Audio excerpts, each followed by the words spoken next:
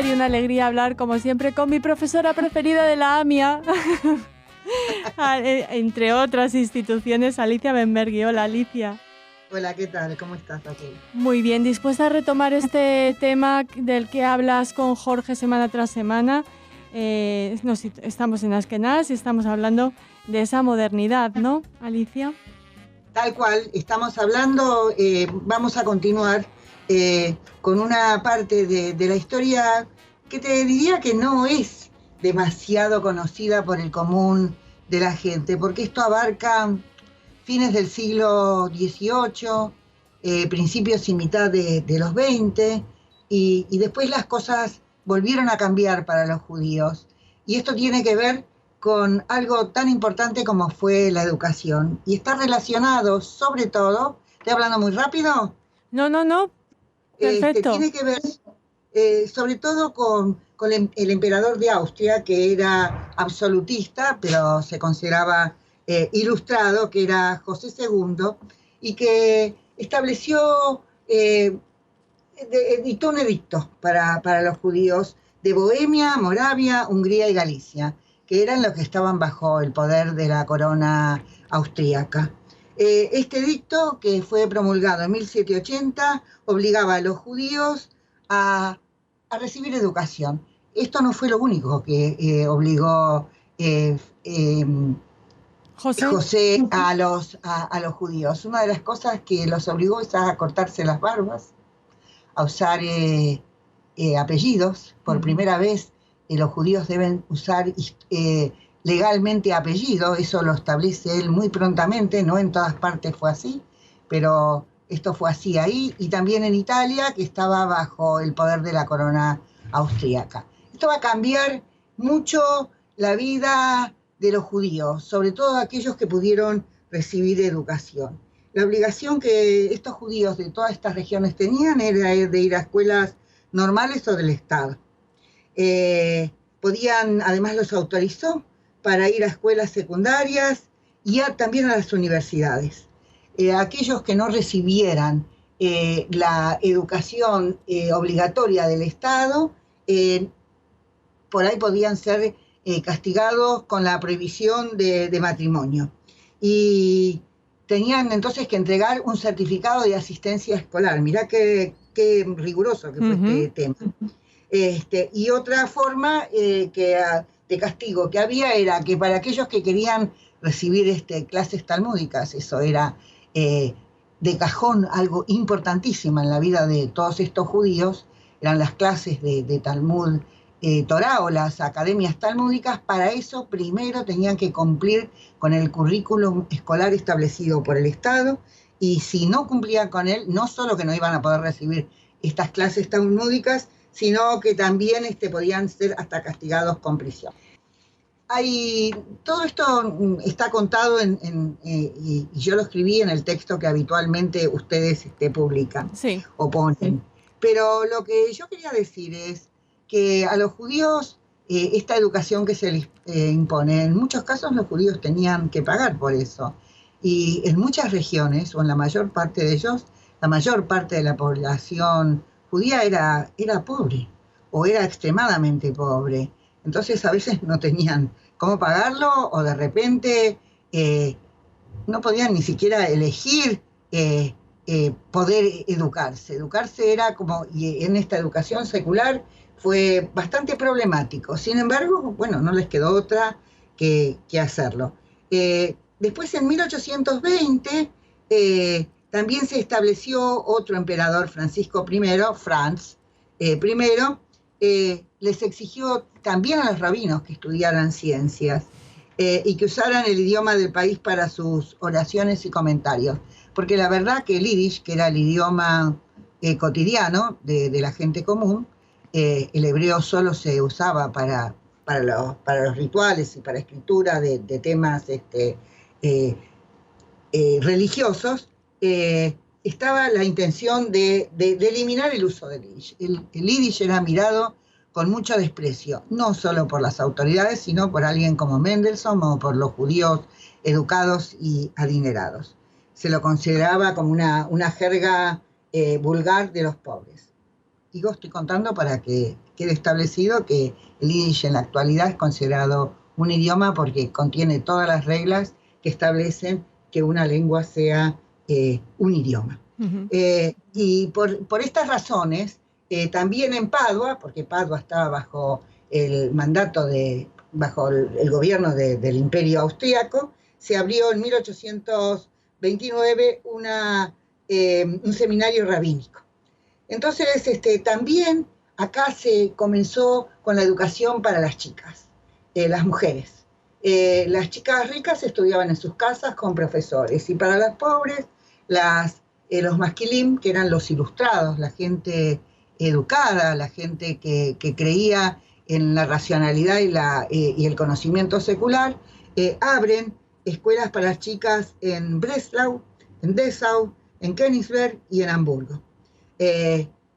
Tenían que aprender a hablar el alemán, los fundamentos de las matemáticas, de la lengua, de la religión y la ética, bueno, toda una serie de conocimientos. Y en 1813, en Ternopol, que era la Galicia, y cuando yo estoy diciendo Ternopol y Galicia, para mucha gente Galicia era Polonia, no. En esa época, en 1830, Galicia se hallaba le pertenecía al Imperio Austríaco. Así que ahí se hace una escuela que va a enseñar cosas tales como, fíjate tú, aritmética, historia, geografía, gramática hebrea, clases de Biblia, Mishnah, Gemara. Mishnah es todo lo que tiene que ver con los estudios y los fundamentos talmúdicos. La Gemara son las conclusiones de lo que se determina en la Mishnah. Gramática hebrea, polaco y francés. Dios mío. Ya. Y se dictaban estas clases. Un currículo extenso.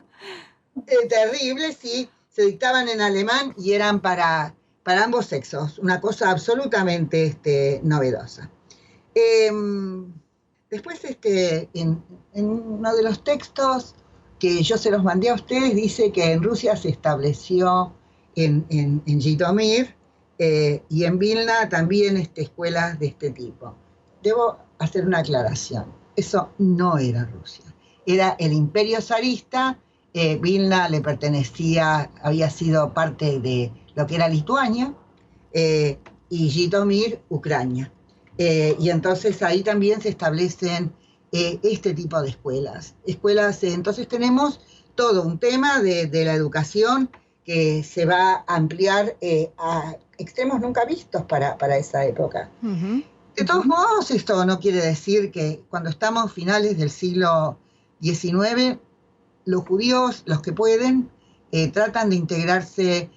Entonces, quiero contar algunas cosas. En principio, para fines del siglo XIX, las masas judías, sobre todo en el Imperio zarista, no eran para nada ilustradas. Eran muy pobres y gran parte de ellos pertenecían a los grupos sí, dominados de alguna manera o gobernados, o no sé cómo decirlo, de los Hasidim. Sí, por supuesto que había grupos seculares de una alta educación y de un pensamiento secular muy desarrollado, pero no se puede decir que estos fueran las mayorías.